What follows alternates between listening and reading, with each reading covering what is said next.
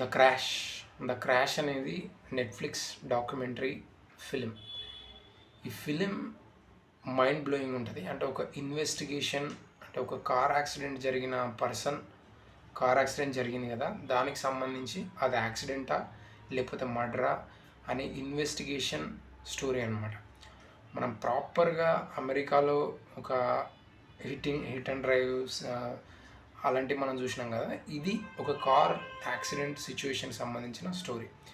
ఈ సినిమా ఏమంటారు, ఈ డాక్యుమెంటరీ మెయిన్ స్టోరీ ఏంటంటే, ఒక హీరోయిన్ కాదు యాక్చువల్గా విలను, ఆ అమ్మాయి, అతని బాయ్ ఫ్రెండ్ వీళ్ళు ముగ్గురు కార్ డ్రైవ్లో వెళ్తున్నప్పుడు ఎర్లీ మార్నింగ్ 5:30కి ఆ కారు స్పీడ్గా వెళ్ళిపోయి ఒక వాల్ గుద్దుకొని ఆ ఇద్దరు ఫ్రెండ్స్ చచ్చిపోతారు. ఈ అమ్మాయి మాత్రం మిగిలిపోతుంది అనమాట, బతికుంటుంది, బట్ హాస్పిటల్లో ఉంటుంది.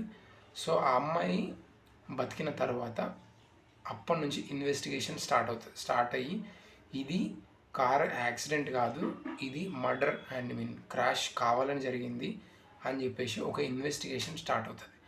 దానికి ఆ అమ్మాయి ఎందుకు అట్లా కార్ యాక్సిడెంట్ చేసింది అనేది ఈ హోల్ డాక్యుమెంటరీ ఇంటెన్షన్ అనమాట.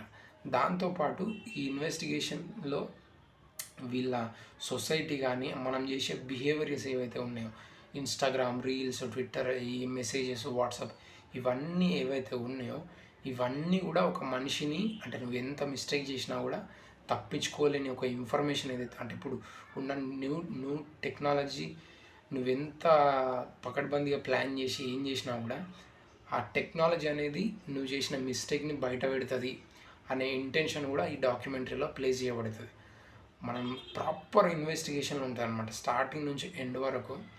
అంటే మనం పోలీస్ ప్రొసీజర్ కానీ, ఆ మర్డరర్ ఎవరైతే కార్ యాక్సిడెంట్ కావాలని చేసిన పర్సన్ ఎవరైతే ఉన్నారో ఆ పర్సన్ కూడా ఎంత తప్పించుకోవడానికి యాక్టింగ్ చేసిన వాళ్ళ పాస్ట్ బిహేవియర్ బేస్ చేసుకొని కూడా వర్డిక్ట్ అనేది చేంజ్ అవుతుంది అనేది ఈ డాక్యుమెంటరీలో మనకు తెలుస్తుంది. కానీ నాకైతే అంటే స్టార్టింగ్ నుంచి ఎండ్ వరకు ఒక సస్పెన్స్ ఎలిమెంట్తోనే వెళ్తూ ఉంటుంది.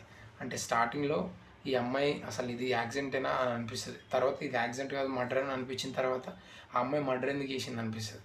సో దాని తర్వాత ఈమె కన్విక్ట్ అవుతుందా, అంటే జైల్లోకి వెళ్తుందా లేదా అని. సో ఇట్లా ప్రతిదీ బ్లాక్ అండ్ బ్లాక్ కరెక్ట్గా అన్ని సస్పెన్స్ ఎలిమెంట్సే ఉంటాయి.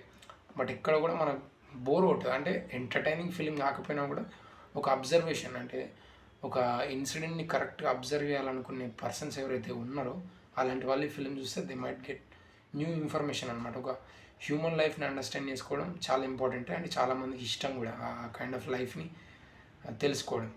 ఈ ఫిలిం అలాంటి వాళ్ళకు చాలా వరకు ఉపయోగపడుతుంది. Do watch this film. I think మీకైతే నచ్చుతుంది, నాకైతే పిచ్చిగా నచ్చింది, మామూలుగా లేదు. ఎందుకంటే అంత చిన్న విషయాలకు కూడా అంటే మనం డైలీ లైఫ్లో మనం చేస్తున్న బిహేవియర్ ఏదైతే ఉందో అది కూడా ప్రతిదీ కూడా ఇంపాక్ట్ ఉంటుంది. అండ్ ప్రతి ఒక్కరు అబ్జర్వ్ చేస్తుంటారు, బట్ వాళ్ళు మీకు చెప్పకపోవచ్చు, కానీ ఒక ఇన్సిడెంట్ వచ్చినప్పుడు వాళ్ళందరూ బయట పెడతారు అన్న ఇంటెన్షన్ ఈ సినిమాలో ఉంటుంది. సో అండ్ చాలా బాగా అనిపించింది నాకైతే. ఇది నెట్ఫ్లిక్స్లో ఉంది, ఇన్ఫ్యాక్ట్ వైటీస్లో కూడా ఉంది.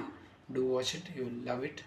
సో క్రాష్ అనేది ఇంకోటి చెప్పడం ఏంటంటే, క్రాష్ అనేది చాలా నేమ్స్తో సినిమాలు కూడా ఉన్నాయి. ఇది పర్టికులర్గా 2026 the crash Netflix documentary film. So that's it. Thank you.